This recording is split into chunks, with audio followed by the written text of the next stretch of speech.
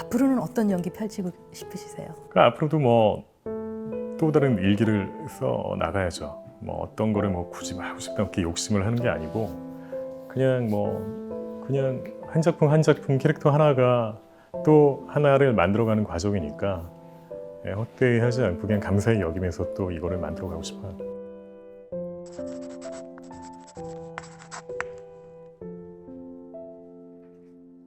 안녕하십니까. 윤성은의 모든 날 모든 영화의 윤성은입니다. 지난해 연말이었죠. 저희가 이선균 씨에 대한 참 안타까운 사고 소식을 접했는데요. 오늘은 이선균 씨를 추모하는 마음에서 또 특별한 분 모시고 함께 이선균 씨의 작품과 그의 연기 세계에 대해서 한번 이야기 나눠보는 시간을 가져보려고 합니다. 오늘 제가 모신 게스트는요. 정말 평론 활동 시작하기 전부터 알고 지내던 저희 영화 평론계의 대선배님이시고 지금까지도 정말 활발하게 활동해 오고 계시는 전찬일 평론가님이십니다. 안녕하세요. 안녕하세요. 반갑습니다. 네.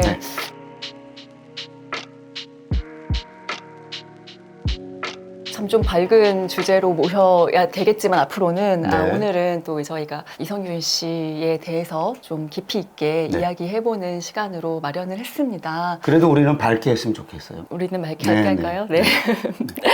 이선균 씨 소식 처음 접했을 때 어떤 마음이셨나요? 사실 어떤 용어를 쓰더라도 너무 식상할 텐데 이런 생각을 했어요. 충격이라는 용어는 이럴 때 쓰라고 있는 게 아닌가. 세상에는 충격적 소식들이 많지만 이선균의 죽음만큼 직접적인 관계가 그렇게 깊은 것도 아닌데도 불구하고 제 일생에서 아마 가장 충격적인 사건 중에 하나로 개인사에서 기록될 만큼 저 사실은 큰 충격을 받았고요. 태어나서 처음입니다. 뭐냐면은 저는 어떤 죽음을 굉장히 덤덤하게 받아들이는 사람입니다. 네. 엄마가 일찍 돌아가실 때도 그랬고 아버님이 떠나가실 때도 그렇고 죽은 사람을 잘 추억하지 않습니다. 네. 기리지도 않고요. 근데 저 그날 이후로 10월 27일 이후로 좀 과장이 아니라 매일 이선균을 추모하고 애도하면서 보내고 있습니다. 네. 그래서 제가 여기 사실 나온 거고 제가 제안했잖아요. 가능하면 네. 만약에 나를 불러주면 이선균 특집을 하는 게 어떻겠냐라는 의견을 네. 밝혔죠. 네. 화제작들은 많지만. 네. 네네. 선생님 저보다 이제 연배가 조금 있으신데 이렇게 이제 누군가의 죽음에 대해서 그리고 이제 고맙습니다. 조금 있다 그래서. 네. 네. 조금 있으세요, 조금. 네. 참 수많은 죽음을 접하셨을 텐데도 네. 이렇게 영화계의 어떤 누구 한 사람에 대해서 가지고 있는 어떤 애정이라는 게 이렇게 깊을 수 있다는 거는 그만큼 그의 작품들이 선생님께도 큰 영향을 미쳤고 많은 그 아우라가 있었기 때문이 아닌가 싶은데요. 왜 제가 이렇게 이선균한테 깊은 애정을 갖고 애도를 하는 것인가. 그거에 대해서 사실은 답을 찾아가는 과정이 있고요. 이 방송도 그 과정 중에 하나이지 않을까. 네. 이런 기대를 하고 있습니다. 저도 이제 이선균 씨 같은 경우는 정말 그냥 좋아하는 배우로 이제 기자회견이나 이런 때 이제 멀리서 이제 바라보는 그런 존재였는데 저는 이제 기생충이 칸에서 상을 받을 때 그리고 또 아카데미에서 상을 받을 때 제가 그 현지에 가 있었거든요. 그래서 이제 그때 조금 더 가까이에서 이제 볼 기회가 있었고 정말 기자들에게도 대하는 태도가 사실 그 많은 배우들이 앞에 있을 때는 다 달라요, 조금씩. 그런데 어떤 조금이라도 좀 피해를 주지 않으려고 조금이라도 덜 기다리게 하고 싶고 어떤 배려심이 느껴졌던 그런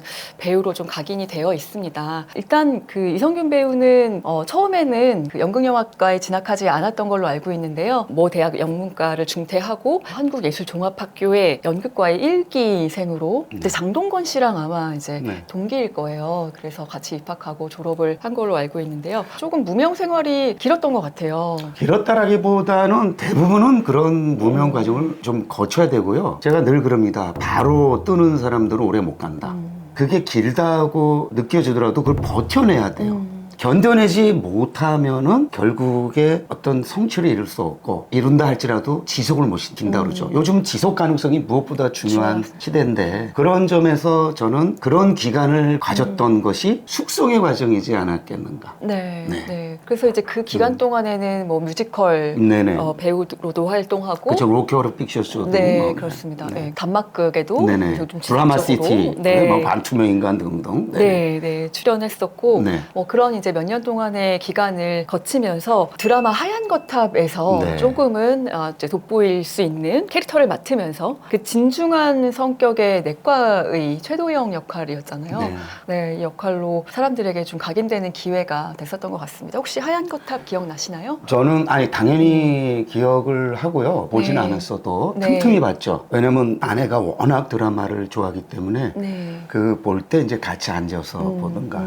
근데 하얀 거탑은 엄밀하게 얘기하면 김명민의 드라마였잖아요. 그렇죠. 네, 그래서 네. 우리가 하얀 거탑이 방영될 때는 주로 김명민 중심으로 논의가 됐지. 맞습니다. 이성균은 논의가 되더라도 그냥 이렇게 지나가는, 묻혀가는. 그리고 사실은 이성균은 그런 식의 평판 내지는 그런 식의 평가를 많이 받았어요. 네. 그래서 저 같은 경우도요, 사실 2022년 1월에 개봉했던 킹메이커 전까지, 심지어는 끝까지 간다 때도요, 네. 저 칸에서 봤거든요. 네. 그건 조준웅의 드라마였잖아요. 아, 그렇게 생각하시군요. 네네네. 그래서 네. 제가 어느 주간지에 배우 이야기를 연재하는데 킹메이커 이제 개봉하고 나서 이성균을 쓸 때 그런 얘기를 다 썼어요. 근데 그 전까지는 나 이성균에 대해서 이렇게 진지하게 여겨본 적도 없고 내가 여기에 이성균을 다룰 거라고 상상조차 한 적이 없다.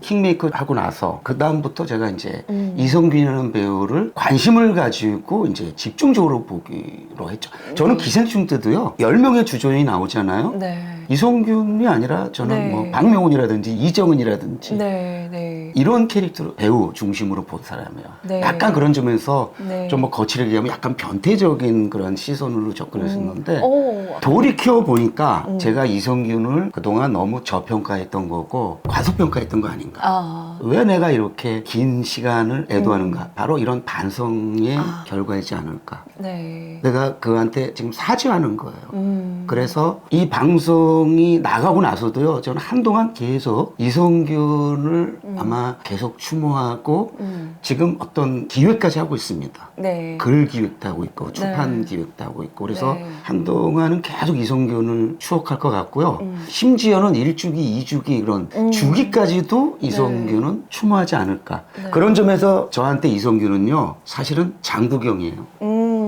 이성균은 한국의 장국영이다라고 평가를 하고 싶고요. 이 자리를 빌어서 그 이제 속으로만 하고 있던 걸 지금 제가 처음으로 공표를 하는 건데 이성균을 한국의 장국영으로 만드는 작업을 제가 앞으로 계속 해나갈 겁니다. 네. 그 이유는 네. 이제 말씀을 드릴게요. 왜 네. 제가 장국영과 이성균을 비교하는지. 아마 이제 이성균 씨를 오랫동안 좋아해 오셨고 네. 또 드라마부터 시작해서 계속 그 발전하는 모습들을 발전이라기보다 성장하는 그런 모습들을 봐오셨던 시청자분들은 조금 의외라고 생각하실 수 있는데 사실 저도 어떻게 보면 선생님과 마찬가지로 이제 영화 평론가 입장에서는 드라마를 다 챙겨보지는 않는데 이제 이성균 씨 같은 경우에는 드라마를 통해서 좀 더 먼저 대중들에게 알려졌기 때문에 좀 그런 부분들이 조금 늦게 어떻게 보면 좀 뭐 발견 내지는 또 지금 이제 이 시점에서는 정말 좀 미안하게 느껴지는 그런 부분이 될 수 있을 것 같습니다. 이성균이라는 배우를 처음 발견했을 때 이 배우는 어떤 좀 캐릭터, 특징, 다른 배우들과 차별화되는 어떤 지점이 있다고 생각하셨을까요? 네, 사실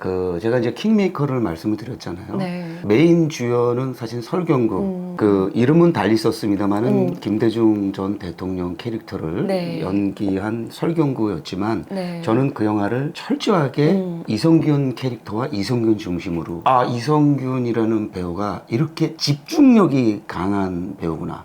그러면서도 표현력도 강하고 굉장히 떨림이 느껴지는 배우예요. 그리고 또 섬세하기도 하고. 그래서 이 모든 거를 다 갖춘 배우는 한국에 제가 알기로 거의 없습니다. 저는 송강호를 대한민국 최고의 배우라고 얘기하지만 어느 면에서는 송강호를 뛰어넘은 배우다. 그 이유는 뭐냐? 제가 이제 그 추모하는 글을 어느 주간지에 쓰면서 뭐라 그랬냐면은 이성균의 강점은 뭐냐? 한국의 연기자들은 영화 아니면 드라마, 그쵸? 네, 네. 한쪽에 강하면 한쪽에 약하게 돼 있습니다. 네, 네. 동시에 어떤 정점을 찍은 배우는 거의 없다. 이제 이병헌이 떠올라요. 네, 네. 여자에서는 이제 전도연 같은 배우인데 전도연은 또 드라마에서 이제 프라이 연인 같은 경우가 있긴 있습니다만 워낙 드라마를 적게 했잖아요. 그렇죠. 응? 네, 그렇게 봤을 때 적절한 수의 드라마와 적절한 수의 영화에서 동시에 최고봉주를 찍은 배우는 제가 볼 때 이병헌하고 이성균 아니겠느냐. 송강호는 이번에 이제 하나 저 OTT 네. 드라마를 준비해서 이제 나옵니다만은 네. 송강호는 완전한 영화 배우였잖아요. 그렇잖아요. 네. 그러니까 우리가 이제 연극을 거쳐온 사람들은 많으니까 연극은 빼고 네. TV와 이제 영화를 다 섭렵한 이런 연기자 그런 점에서 최강점 이성균. 여기 오기 전에 밤새서 막 새벽 4시까지 그 나의 아저씨의 14, 15, 16을 보면서요. 이성균이라는 배우를 내가 얼마나 몰랐던가를 새삼 절감했습니다. 와 진짜 압도당하고 왔어요. 나의 아저씨는 이제 사실 잘 알려지시고 난 후에 네. 2018년인가요? 그때 이제 나왔었던 드라마지만 뭐 말씀하셨기 때문에 좀 더 지금 좀 얘기를 하고 넘어가자면은 사실 이제 아이유 씨가 그 어떤 배우로서 좀 본인의 커리어에서 굉장히 중요하게 만들어줬었던 그 네. 드라마가 나의 아저씨지만 지금 이 드라마를 인생 드라마로 꼽고 계신 분들이 정말 많으실 텐데 그거는 뭐 아이유 씨라는 그 이지은이라는 그 배우를 빛나게 해줬던 그 이성균 씨의 캐릭터 그리고 그 연기 그런 것들이 있지 않았다면은 이 드라마가 이렇게 완성이 될 수 없었다는 생각이 좀 들거든요. 유서원 씨가 지금 전곡을 찔러줬습니다. 네. 제가 이성균이라는 배우하고 장국영을 비교하는 이유가 그거예요. 네. 네. 장국영은요 늘 자기가 연기를 잘함에도 자기만 빛난 적이 거의 없어요. 네. 항상 다른 사람을 다른 연기자를 빛나게 하면서 자기도 이렇게 같이 빛났던 그러니까 많은 사람들이 오해를 하는데 연기를 잘한다는 건 동료의 연기자들 주연이든 조연이든 단역이든 그들을 가리면서 자기만 돋보이는 연기를 잘하는 게 아니에요. 그런데 많은 경우 그렇게 오해를 하죠.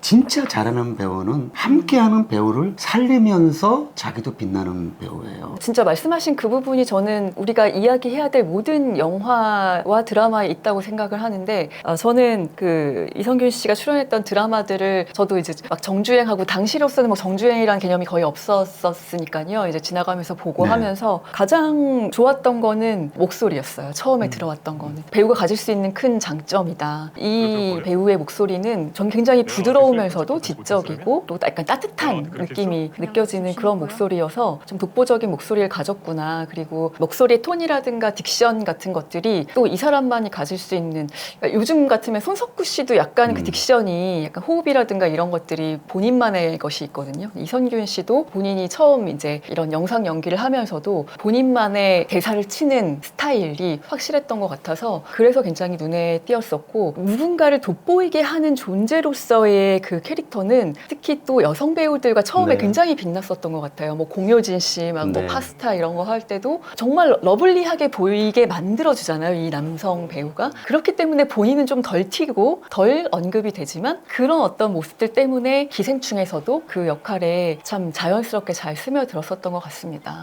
그 우리가 이제 기생충 같은 경우 오스카에서 네. 뭐 상도 많이 받았습니다만은 개별 연기보다는 네. 연기 앙상블로 평가를 받았잖아요. 네. 미국에서도 그런 식으로 보면은 항상 상대방을 더 돋보이게 하는 잠도 이성균이 아니었으면 사실 정유미가 그렇게 돋보이지 않았을 거예요. 저는 사실 이성균 네. 씨가 주연상을 받는 게 더 맞다고 네. 생각을 하는데. 그래서 네. 제가 나연 씨를 보면서 저 아이유, 저 이지은이 이성균의 부재를 어떻게 극복할까 지금 제 사실 지금도 염려하고 있습니다. 네.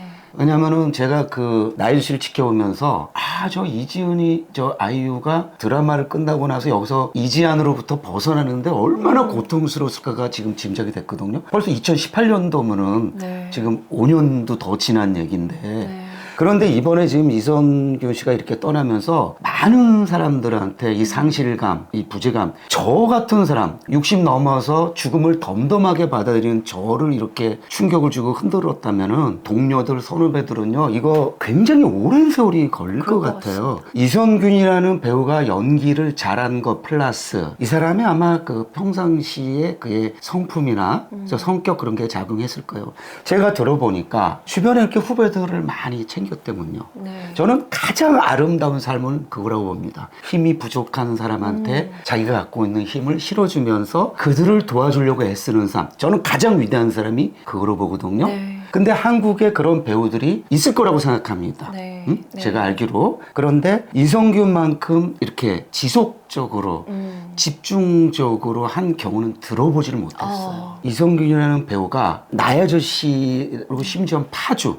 제가 또 파주에 요즘 빠져 있는데 네. 파주랑 나의 아저씨랑 많이 통해요. 우리 그 이성균이라는 배우가 액션이나 바락바락 막 소리 지르는 연기나 코믹 연기나 이런 것도 잘하지만 제가 볼 때는 진중하게 멜로성을 바탕에 까는 멜로성을 전면에 배치시키는 것보다 억제하면서 드러내지 않으면서 그러니까 그것이 표정이나 몸짓에 드러나는 네. 그 나의 아저씨나 파주 같은 연기가 저는 사실은 어떻게 보면 최고의 연기지 않는가라는 생각을 요즘 하고 있어요. 이 친구를 더 알린 네. 영화들은 다른 영화들이었지만은 네, 네. 나의 아저씨는 워낙 이제 화제가 많이 됐고 논의도 많이 됐습니다만은 영화 파주도 그렇고 해서 조금 더 다시 좀 조명을 해야 되지 않느냐 이런 생각을 하고 처음에 이제 드라마에서 먼저 두각을 나타낸 이후에 좀 영화는 뭐 파주도 말씀하셨지만 네. 뭐 째째한 로맨스라든가 이런 작품들이 안 되진 않았어요. 그런데 진짜 이 영화가 이성균의 영화다 이렇게까지 그 이야기가 되기 시작한 거는 선생님은 그렇게 말씀하지 않으셨지만 전 끝까지 간다에서는 이성균 네. 씨가 굉장히 돋보였었거든요. 조진훈 씨랑 둘이 똑같이 아마 저는 좀 봤던 것 같아요. 그 비중이나 어떤 두 사람의 캐릭터를. 그래서 이 영화에서는 또 뭔가 본인도 약간 그 부패한 경찰이지만 우리가 거기에 몰입하게 만들고 액션 스릴러로 이 영화를 이제 만들어 가는데 쫄깃한 긴장감을 주는데 큰 역할을 했던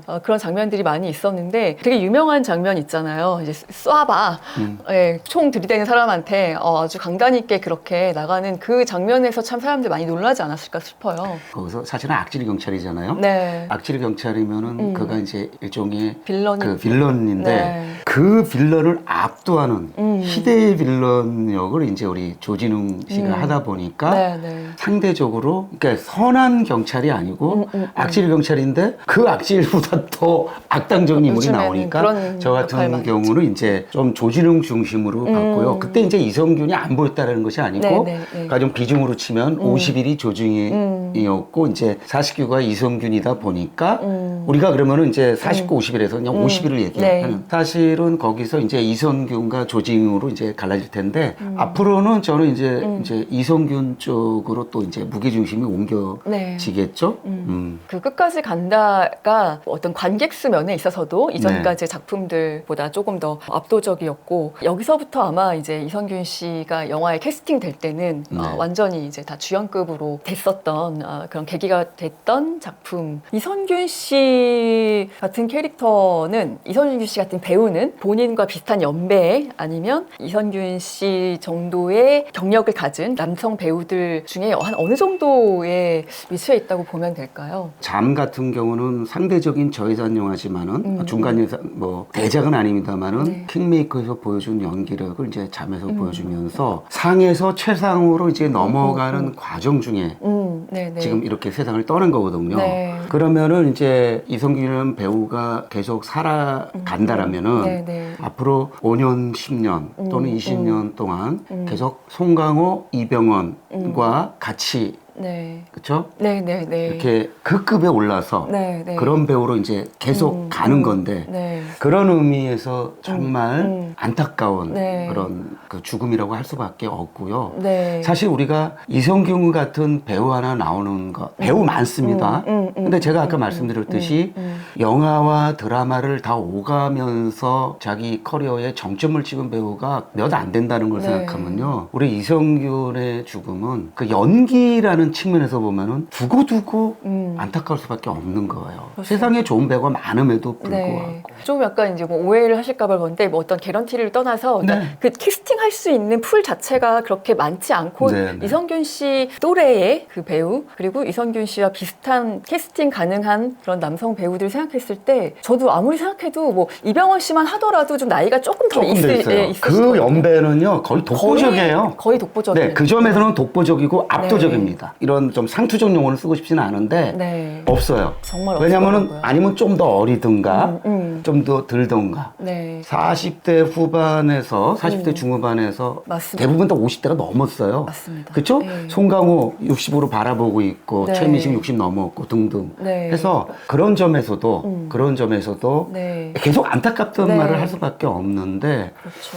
그의 죽음이 가져오는 공백이 이거 생각보다 길 것 같아요. 네. 네네. 그러니까 예를 들면은 우리가 뭐 기생충에서의 그 이성균 씨 역할이 대단히 돋보이는 역할은 아니지만 만약에 이성균 씨가 안 했으면 누가 했을 것인가를 생각해 보면은 딱히 기억나는 배우가 없더라고요. 네네. 그 정도로 너무 우리 영화계에 그리고 또 나아가서는 세계 영화계에서도 저는 큰 손실이라는 생각이 들 수밖에 없었습니다. 그럼에도 불구하고 기생충에 참 많은 배우들이 나오지만 그들이 이뤘던 앙상블이 너무나 좋았기 때문에 기생충이라는 작품이 칸에서도 가장 큰 상을 받고 아카데미에서도 가장 큰 상을 받으면서 사실 이성균 씨에게는 또 다른 계기가 될 수 있었던 이제는 이성균 씨도 지금 활짝 열려있는 OTT 시장이라든가 이런 곳을 발판으로 해서 해외에도 더 많이 진출할 수 있었던 그런 네. 계기가 마련됐지 않았을까요? 그렇겠죠. 네. 근데 사실은 이제 그 잠이나 탈출 네. 이런 영화들이 이제 두 편이나 칸에 가는데 이성균이라는 존재감이 또 작용을 안 할 수가 없었겠죠. 그럼요. 네. 그렇죠? 네. 우리가 송강호라는 배우로 인해서 한국 영화 위상이 올라가는 것처럼 네.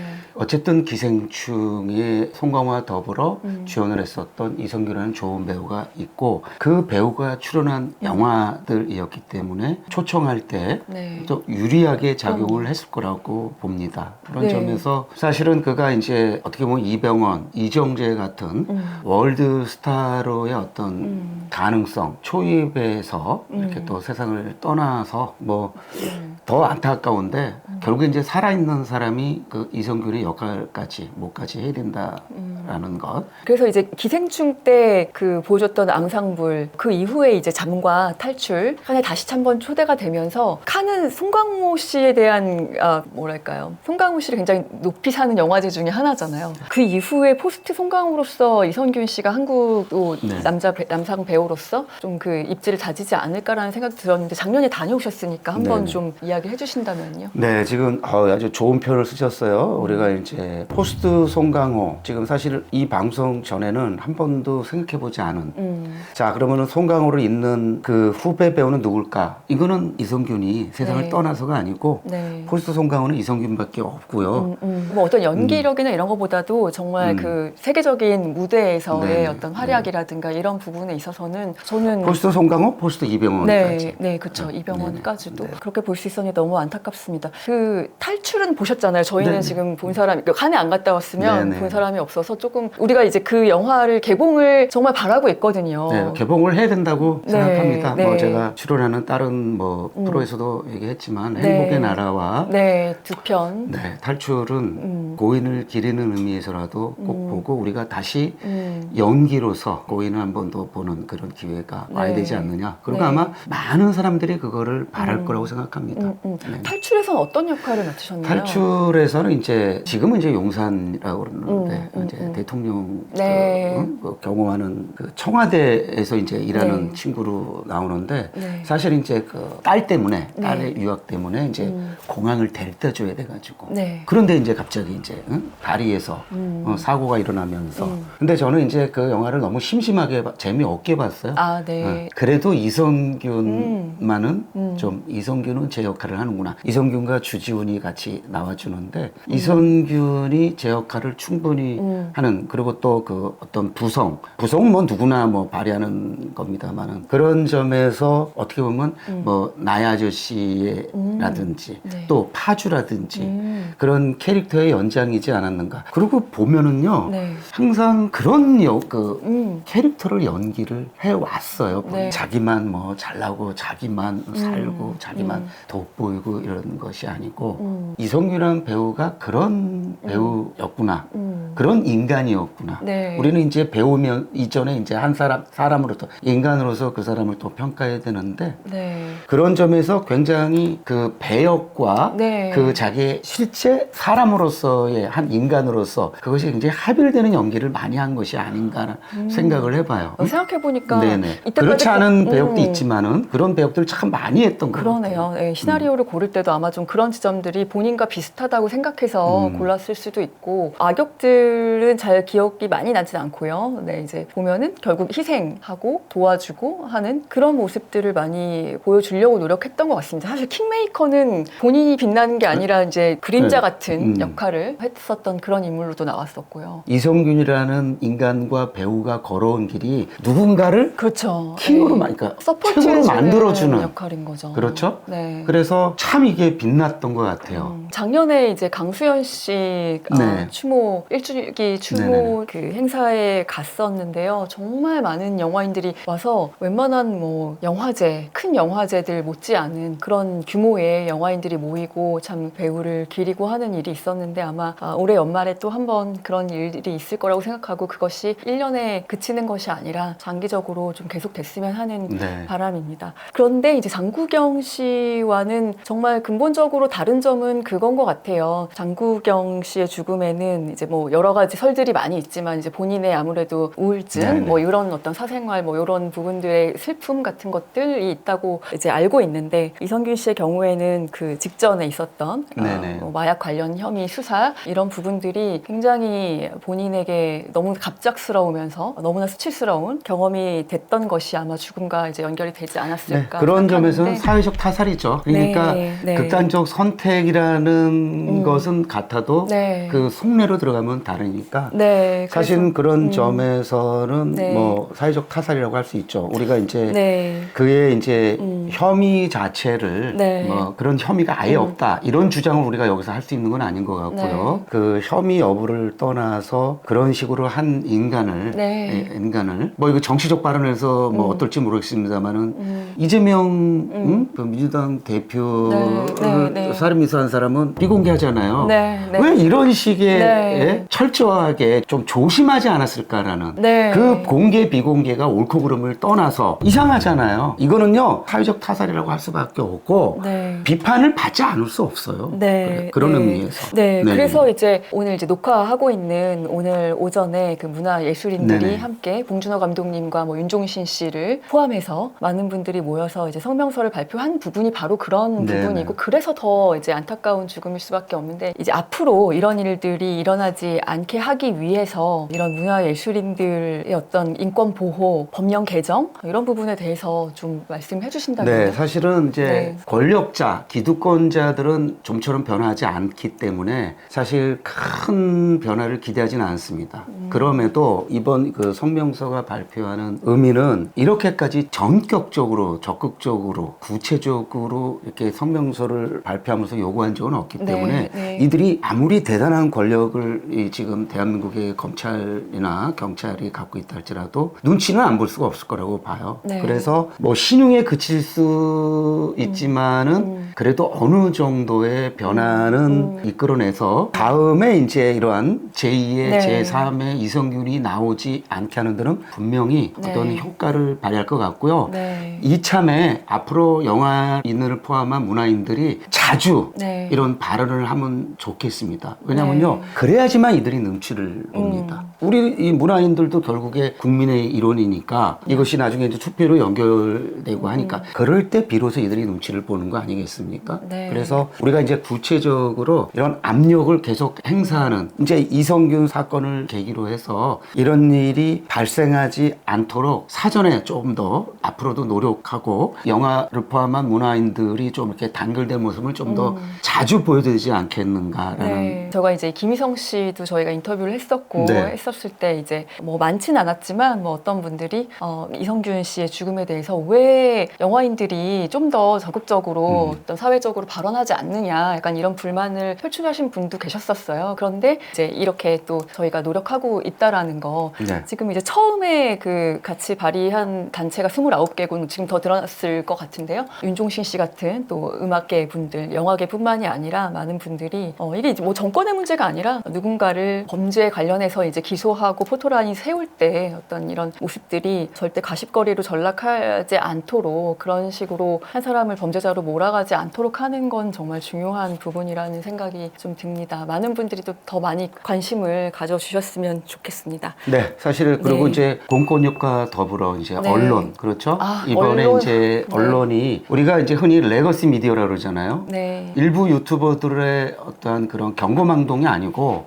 소위 그 정통 매체라고 하는데도 이거 부안해동했다라는 거에 대해서 이번에 언론인들도 반성하면서 네. 이런 일이 재발되지 않도록 진짜 각고의 노력을 해야 되지 않느냐 네. 이런 생각을 하고요. 이참에 이제 평론가로서 저희들도 어떤 발언을 할 때 당당해야지만 좀 더 필요할 때 또 조심해서 하는 것도 아, 네네. 그런 것도 좀 필요하지 않는가. 네. 제가 이제 이성균의 죽음을 안타까워하면서도 막 웃는 모습을 한 거는 네.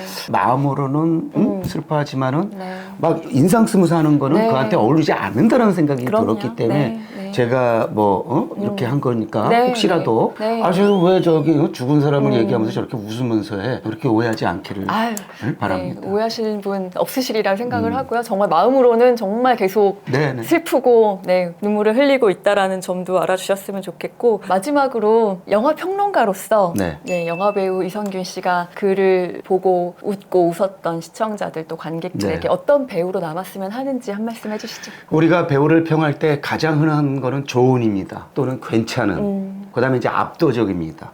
근데 압도적 배우, 좋은 배우, 괜찮은 배우는 이성균한테 다 어울리면서도 너무 식상하다는 느낌이 들었어요. 그래서 재작년에 원고를 쓰면서 제목을 이렇게 달았어요. 좋은 배우, 괜찮은 배우에서 죽이는 배우. 아, 킬링 로맨스가 생각나네요. 네, 그래서 킬링 로맨스의 그 파격적 연기도 네. 뭐 또 좀 굉장히 인상적입니다만은 상당히 죽이는 배우였다. 이렇게 균형감을 갖춘 배우 쉽지 않다. 또 그러니까 균형감, 입체성 그리고 아까 말씀드린 섬세함, 떨림 이런 거를 두루 갖춘 죽이는 배우였다. 네. 제가 알기로 이런 걸 다 갖춘 배우는 저 떠올리지 못하겠습니다. 네. 그런 점에서 이성균은 계속 그 진가, 그 가치가 두고두고 발견되고 파헤쳐져야 될 죽이는 배우였다. 이렇게 평가하고 싶습니다. 네, 저는 말씀드리면서 좀 즉흥적이지만 네. 죽이는 배우라고 표현하셨으니까 저는 끝까지 간다 해서 끝내주는 배우 네. 이렇게 한번 이야기를 해보고 싶네요. 오늘 이제 이성균 씨에 대한 이야기 나눴지만 다음에는 또 다른 영화 이야기로 네. 한번 또 초대 부탁 들어주실 거죠? 네. 출연해 주실 언제든 거죠? 불러주시면 오겠습니다. 사실 저 네. 언제 부를까 했는데 생각보다 빨리 불러줘서 감사하게 생각하고 있습니다. 네네. 저희가 또 나중에 또 칸 영화제나 이런 때 한 번 네. 더 네. 특집을 마련해서 좀 또 모셨으면 네네. 좋겠고요. 오늘 나와주셔서 너무 감사드립니다. 네, 불러주셔서 고맙습니다. 네.